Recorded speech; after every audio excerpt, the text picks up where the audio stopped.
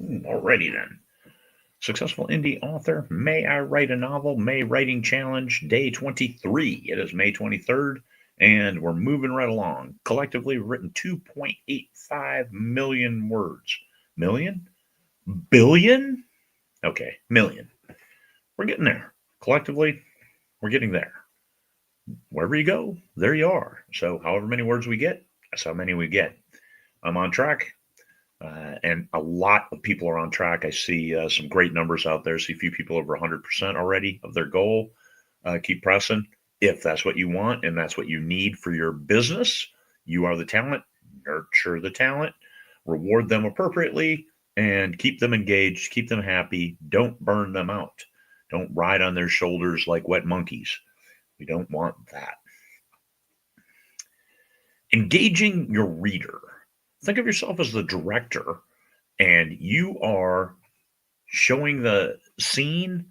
You are giving the reader all the experience so they can become one with the scene. You're the director. So you're putting the cameras in the right places.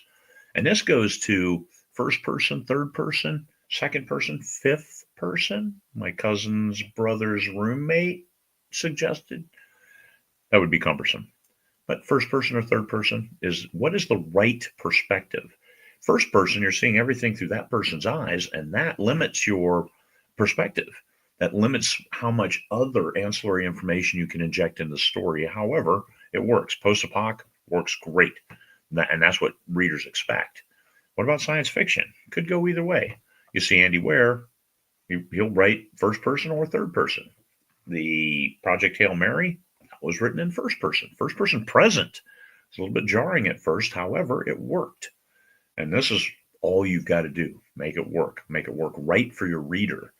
So that third person, I use third person omni because I do like getting in people's heads. I do like sharing those deeper thoughts and shaping things that way, but also changing the camera perspective to give different views of the same thing so they can have a different perspective and maybe yield a different outcome from those different perspectives.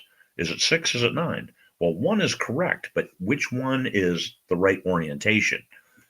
That's what you have to give the reader just enough where they can either figure it out or they'll learn later and just have that question hanging over. I got to answer that question. And you want them to answer that question because then they will keep reading.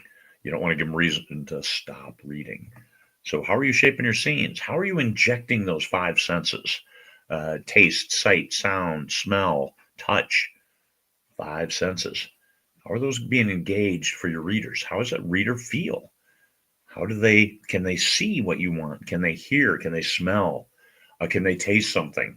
And the taste, it should be good, bad, whatever. It's not like a man who says, here, smell this. It's probably not going to be good. But if a woman says, here, smell this, then I know that may be a little sexist sounding. However, generally, what have you experienced in your life? I know what I've experienced in the Marine Corps. When anybody says, smell this, you absolutely do not want to smell that. All right. So that's a little wisdom from an old guy.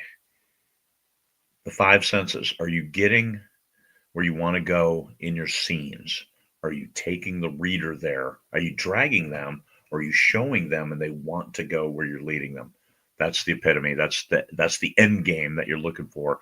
And that'll keep that reader coming back. Okay?